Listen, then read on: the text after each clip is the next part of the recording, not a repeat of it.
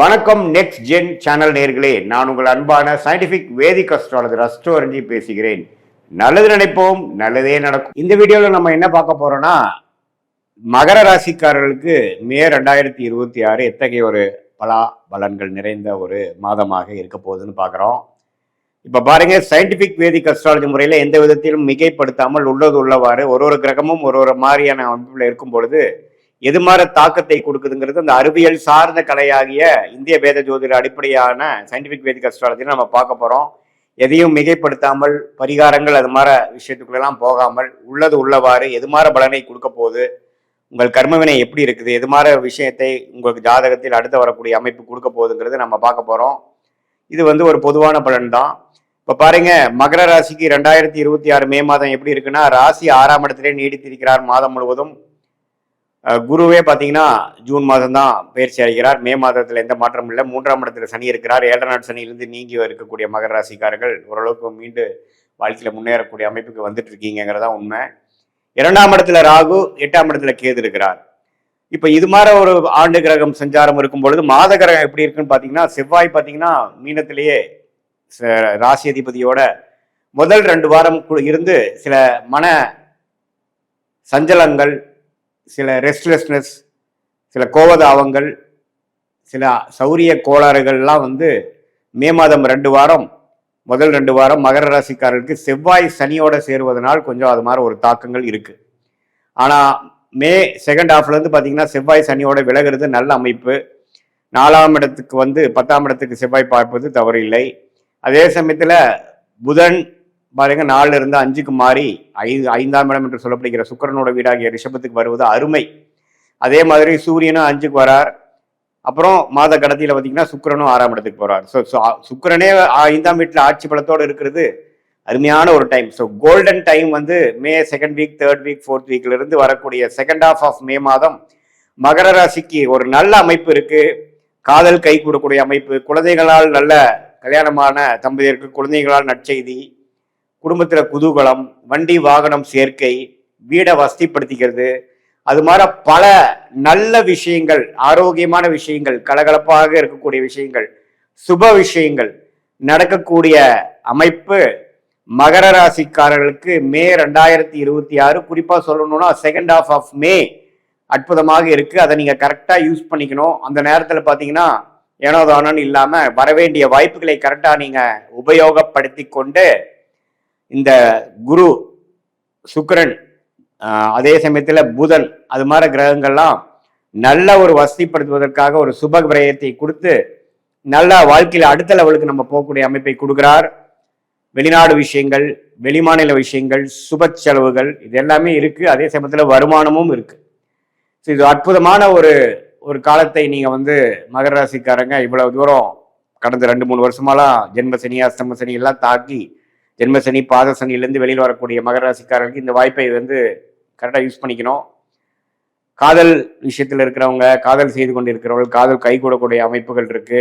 Parents கிட்ட இருந்து permission, consent, ஒத்துழைப்பு, பர்மிஷன் கிடைக்கக்கூடிய அமைப்புகளாக உண்டு. அதே மாதிரி கலைத்துறையில் இருக்கக்கூடிய, மீடியா துறையில் இருக்கக்கூடியவங்களுக்கு நல்ல ரெகக்னிஷன் வாய்ப்புகள் உண்டு.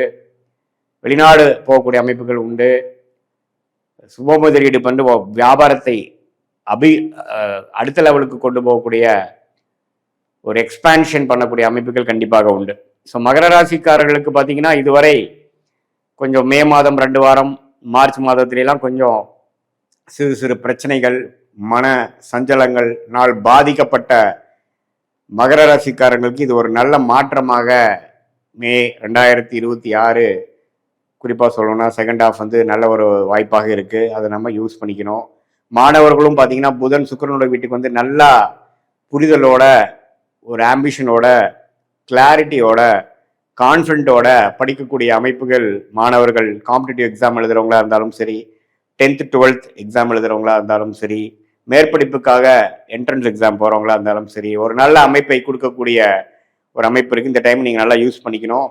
இது ஒரு பொதுவான பலனை தவிர உங்களுடைய ஜென்ம ஜாதகத்துல எது மாதிரி தசா புக்திகள் போய்கொண்டிருக்கிறது, உங்களுடைய லக்னம் என்ன, உங்களுடைய நட்சத்திரம் அவிட்டமா, திருவோணமா உத்திராடமா அப்படிங்கிறதெல்லாம் பார்த்து உங்கள் தசாபுக்திகள் எப்படி போய் கொண்டிருக்கிறது, அந்த தசநாதனும் புக்திநாதனும் இப்போ கோச்சாரத்தில் எது மாதிரி அமைப்பில் போயிட்டு இருக்காங்க அப்படிங்கிற விஷயத்தெல்லாம் நம்ம பார்க்கும் பொழுது நம்மளுடைய கர்மா எது மாதிரி விஷயத்தை காட்டுது, இந்த பொதுவான பலனை காட்டிலும் இன்னுமே துல்லியமான பலன்கள் என்ன, தசா புக்தி அந்தரம்னு நம்ம பிரித்து தசைய வருட கணக்கில் பார்த்து, புக்தியை 2 வருடம் 3 வருடம் லெவலில் பார்த்து, அந்தரம் பார்த்தீங்கன்னா மாத கணக்கில் பார்த்து, சூக்ஷமம் வாரக்கணக்கில் பார்த்து எது மாதிரி விஷயங்கள் நமக்கு காத்திருக்குது, எது மாதிரி பிராப்தங்கள் நம்மளோட ஜாதகத்தில் இருக்குது, எது மாதிரி விஷயங்கள் நமக்கு சரி வராதுங்கிறதெல்லாம் தெரிந்து அதுக்கு தகுந்த மாதிரி நம்மளுடைய வாழ்க்கை பயணத்தை திட்டமிட்டு அந்த செயல் அமைப்புகளை வடிவமைத்து அது மாதிரி நம்ம அந்தந்த நேரத்தில் நம்ம செய்து கொண்டே ஆனால் தேவையற்ற பண விரயங்கள், தேவையற்ற சமய விரயங்கள் எல்லாம் தவிர்த்து, ஏன்னா வாழ்க்கையில் நம்ம ஒரு 1000 வருஷம் வாழ போகிறது இல்லை. ஒரு 20-25 வயசுக்கு மேலே நம்ம வேலைக்கு வந்துட்டோம், தொழிலுக்கு வந்துட்டோம்னா ஒரு 30-35 வருஷம் மேக்ஸிமம் நம்ம கெரியர் இருக்குது. அதுக்கப்புறம் ரிட்டையர்மெண்ட் ஆகிறோம். அதுக்கப்புறம் நம்ம முதல் மாதிரி ஆக்டிவாக இருக்க முடியாது.